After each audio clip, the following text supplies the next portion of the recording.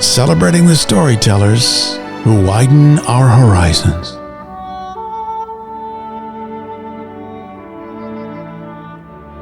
Authors on the Air.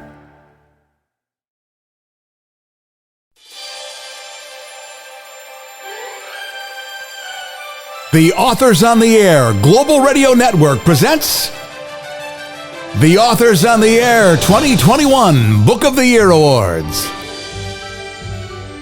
With your hosts, Pamstack and Terry Shepherd. Let's meet the winners.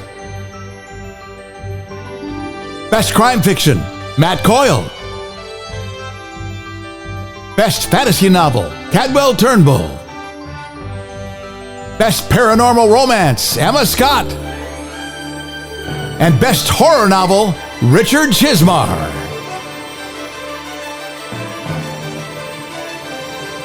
And now, here's Pam Stack. Welcome, everyone, to the 2021 Authors on the Air Book of the Year Awards. We have some very fascinating books and authors for you to talk to. Terry Shepherd and I are your hosts for tonight, with special appearances by two other hosts in our network. But let me give you a little bit of information about our books. Our first nominee and finalist in the horror category is Richard Chismar for Chasing the Boogeyman. Our next in the fantasy genre is Cadwell Turnbull for No Gods, No Monsters. And our third in crime fiction is Matt Coyle for Blind Vigil. And last but not least, in paranormal romance, Emma Scott. Definitely a talented group of authors, Pam, and they went through a very rigorous process to make it this far. We have a private closed group of hundreds and hundreds of book lovers who read all genres and then tally the votes at the end of every month, figure out who won for the month, and then move on to the next month. These are readers, not writers, so you know that you're truly getting the best of the best from readers, your target audience. And at the end of November 30th, all the finalists are sent to the network where we tally them up. There's a final vote, and here we are, Terry. So let's meet our four finalists for the 2021 Authors on the Air Book of the Year. Our honoree tonight for Best Horror Novel of the Year for the Authors on the Air Awards is Richard Chismar for his book, Chasing the Boogeyman. Chasing the Boogeyman is a genre-bending, mind-tingling horror show that also combines bits of fake true crime, as well as a love letter to Richard's hometown, his family, and his childhood friends. So, Richard, you have made a long career out of putting your fingers into the imaginations of readers and typing out their worst fears. So my question for you, Richard, is what are your worst fears? What scares you? This could be something silly. This could also be something that gives you full body nightmare sweats.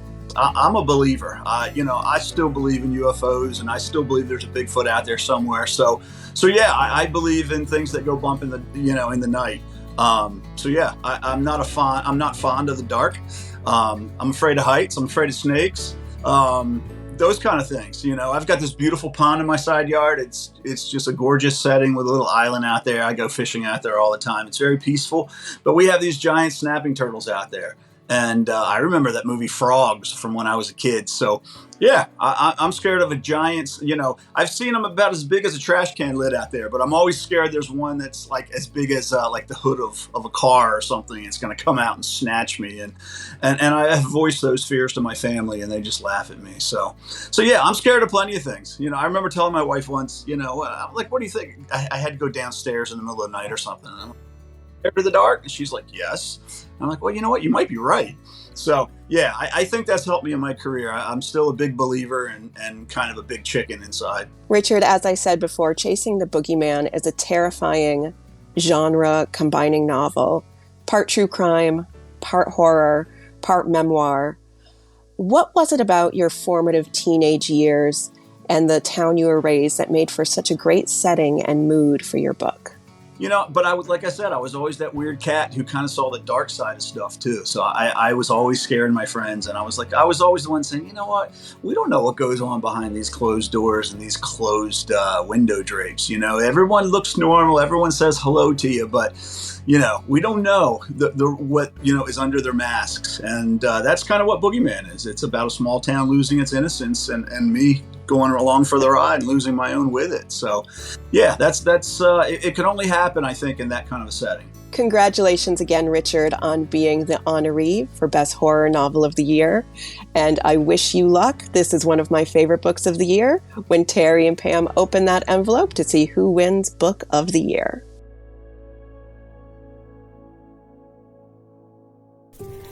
Cadwell Turnbull's award-winning short science fiction has appeared in prestigious publications such as Asimov's Science Fiction and Best American Science Fiction and Fantasy. His debut novel, The Lesson, won the 2020 Newcom Institute Literary Award and was optioned by AMC Mission Entertainment.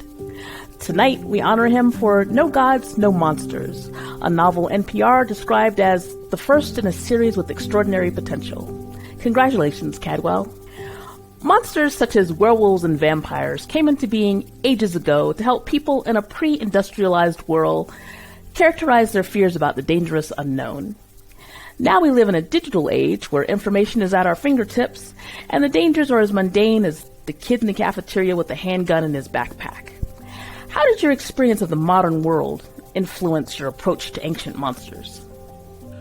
Yeah, I mean, taking from, what you just mentioned about a kid in a cafeteria with a handgun, these are the things that we consider mundane, but if we take a step back and look at them, are not mundane at all. They're, terrifying consequences to, decisions that we've made as a culture or as systems within a society. And, one of the things that inspired a part of the book was police shootings. And so I was, taking this thing that we recognize in the modern world, and then I added this werewolf spin to it. But I think that the reason why it made sense to me was because I think that, even with werewolves involved, it maps really well onto how we understand how we gather information in the modern world. Like when we look at something like police footage of a shooting, we have to ask ourselves really tough questions based on what's in the frame, and there's a lot of things that we can't see. And so there's both, looking at that information and having very complicated reactions to it, but then there's also a lot of questioning that we have to, bring to that footage. And so with the werewolves being real in the context of the novel, people are asking themselves those same kind of questions. Is that really a werewolf? What is going on there? And, that stuff feels like, even though it's very different, the questions that they're asking, it feels like it maps very well onto some of the things that we ask when we see these moments, these brief moments of violence. The other thing, this splitting that happens in the book, some people believing that monsters are real and some people still not believing monsters are real despite evidence within the story. At first, when I was working on the book, I thought, oh, this is going to be something that's going to be difficult to sell. Like, people are not going to buy this, right? It's going to be hard for people to believe that there would be a split down the middle. But then, the pandemic happened, and I feel like we still see people that dismiss things that are clearly right in front of them, and we see people that believe in it, and those people exist in the same reality, and they have to navigate the same spaces or similar spaces. And it was something that I was worried about that wouldn't have come across well. Like, people would ask questions about, but it feels like it makes sense within the context of our current situation. Some of those things are surprising. The pandemic was definitely not something I predicted as I was working on the book. But the way that we've responded to it makes sense based on how we've responded to other things in our past. And, this moment of this footage of a werewolf shifting in and out of its form does a lot of work to unpack some of the, messy things that we try to navigate in society. What does your novel say to us about who the real monsters are? I try not to be too didactic about what I think the lessons are of a particular work. Like I try to make it as give it enough ambiguity for people to kind of make up their own minds about things. But I do think the novel is asking some real hard questions about monstrosity. Like the monsters in the book may appear to be monstrous. So we do have werewolves, and we have vampires, and we have mages and witches and all kinds of stuff. We also have some varieties that I know from growing up in the Virgin Islands. So we have a succulent, which is kind of like a vampire, mixed between a vampire and a selkie. They remove their skin and they suck blood. And on the surface of that sounds very scary. That sounds like, a predator, something that you should be afraid of. But the monsters that actually show up in the book are very human, and they have, very complicated relationships to even the things that they do, like sucking blood to them is sustenance, but also a source of great shame, and the werewolf shifters have to struggle with their animal side and their human side and trying to balance the two. And so the way that I was trying to, play with these monsters from popular society and Caribbean folklore was try to give them a humanity to put up against their monstrous side and to have them struggle with those parts of themselves. And ask the question of like, well, if they're working on these things within themselves and, they have these certain challenges, shouldn't they have a place within society? Shouldn't we be supporting them? You know what I mean? And I think that, in previous eras, we wouldn't have asked that question, but now there's a lot of other types of marginalization that we are grappling with, and we're trying to understand, and we're trying to make space for, space we should have given already, but now we're trying to do good by. And so adding monsters to that was one of the things that I wanted to do. I was like, what if this is another part of someone's identity? Could we make space for it? The other thing is, we, in the novel, because people are very afraid of monsters and these things are kind of scary, it causes people to act in ways that are monstrous. They respond with, hate crimes and hate speech and all kinds of stuff. And this is something that I'm going to explore a bit more in the follow-up books. And the thing that I'm sort of trying to say there is that monstrosity or being a monster is a behavior thing. It's a choice thing. It's not aspects of yourself thing. You can be a vampire and be an ethical vampire, but you can also be a terrible human being. So like those things are more complicated than the way that we tend to present them in a lot of our media. Cadwell Turnbull, congratulations on winning Authors on the Air 2021 Best Fantasy Novel of the Year. And good luck when the envelope is opened to reveal the best novel. Matt Coyle has been writing for 20 years, and the story we're honoring tonight is his 7th Rick Cahill novel. Blind Vigil takes us where few detectives have gone before, when Rick must solve a mystery without the most important sense in a PI's toolbox, his eyesight.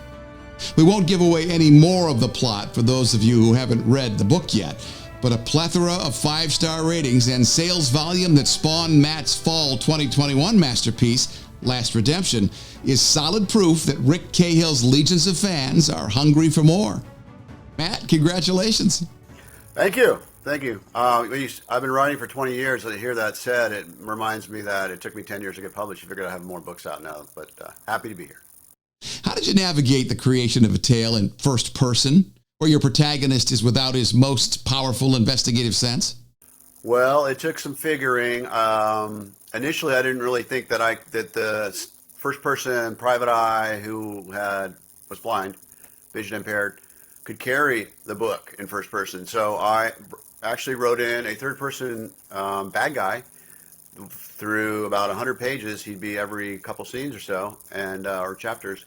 And because I did not have that confidence, but then the more I wrote Rick and just put him in the situation, the more I realized you can't tell the story. You can't change it now. Rick has to, you got to be able to tell the story from Rick's limited point of view. So I cut the third person guy after about halfway through the book. So how I did it, I don't really know, but I cut a guy. What is it about Rick Cahill that keeps your readers coming back? Well, I'm glad they do. I'm honored they do. I think it's that he's flawed, but he tries. He does live by his own code, which can be dangerous for people. People that have a propensity to be violent, which he does. But he seems to fall mostly on the right side of people's feeling of what's right and wrong. But I think they care about him because he's flawed, but he tries. He's earnest in his efforts, if not always successful.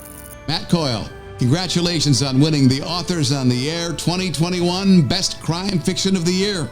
We'll be looking forward to what the envelope says about Blind Vigil when Pam and I announce the Book of the Year award. I am so excited to be able to announce this year's Paranormal Romance Winner of the Year. It is author Emma Scott for her book, The Sinner.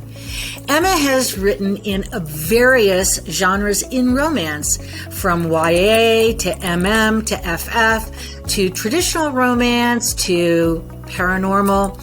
She continues to write. She is a USA Today best-selling author, also for the Wall Street Journal list.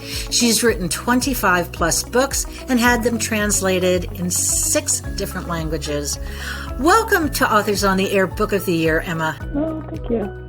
I'm so thrilled that you're here, and I'm thrilled to present you with this award for your book. But first of all, I want to say that when I had the opportunity to read The Sinner, I was so struck by how many different non-tropes you used in your book.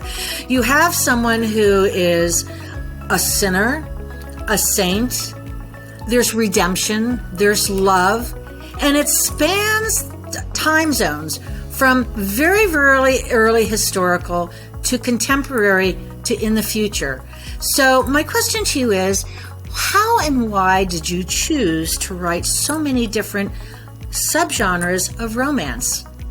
I think it's not so much that I choose to write them as I just kind of follow where my muse is going to go. And so if a character has a story to tell, then that's the story that my energy gets kind of diverted into. And so I don't sit around thinking like, oh, I should try my hand at writing a male book, let's say. It was mostly that I had this character from a previous book and I love him, and then he kind of tells me, I'll have a story to tell, and so it comes from there. So it comes from a place of like, what do I need to say next? Not so much like a calculated, ooh, let's try my hand at this genre kind of situation. Emma, my next question to you is, since you seem to have written an awful lot in this romance genre, how has your life changed since before you started writing and now? And do you plan to expand your genre writing? Are children's books, nonfiction, or other books in your future? It's changed quite a bit, I would say. I mean, it really is something to have a career be your love and your passion. Like, it really is pretty amazing. Like, I'm still sometimes kind of in awe that, like, I get to do what I love for a living, you know. So it's changed in the fact that I've always felt like I was a writer, but sometimes writers don't allow themselves to wear that title until they've like accomplished something, or, you know, or I don't know, it's just some weird kind of thing that we have, or we're like, oh, I love writing, but I'm not a writer. I don't know where it comes from. But so having, you know, 25 some odd books behind me, it really is gratifying and exciting. And as for the future, I'm writing a memoir, actually. That's my next kind of foray, is to try my hand at nonfiction for a minute, and then for a hot minute. And then after that, I really don't know. I think writing the memoir is going to kind of open myself to new stories and what might come next. I don't know if it's romance. I don't know if it's another genre, or if it's even screenplays. I don't know. I feel like on the other side is going to be a new horizon, so I'm excited about that. I'm thrilled that you are our Paranormal Romance Book of the Year awardee. I wish you all the best, and we'll see you in the final round.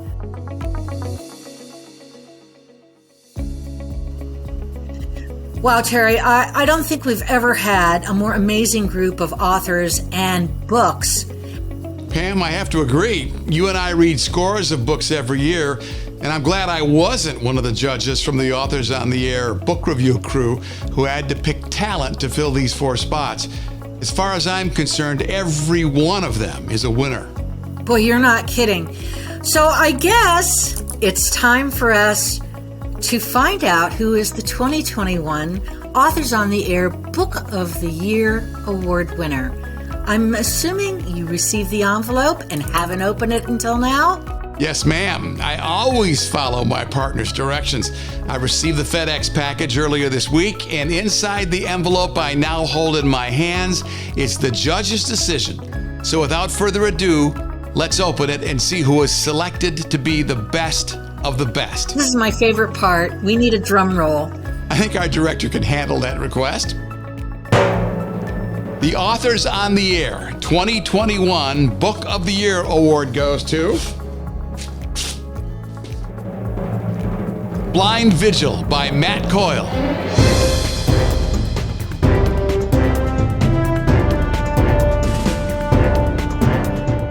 Oh my goodness, congratulations, Matt Coyle. Blind Vigil was groundbreaking in the Rick Cahill series. We're thrilled for you, and you absolutely deserve it. Wow. I'm a little flummoxed, but absolutely more Rick on the way. Oh my goodness, if it's this many great authors that we had to winnow through, or our judges did, can you imagine how fantastic next year is going to be? In the meantime, writers, keep writing. Readers, keep reading. We're looking for you. We're going to keep an eye on you this year. Thank you for being with us, everybody, and thank you, Mom and Dad. Happy holidays, everyone. See you in the new year.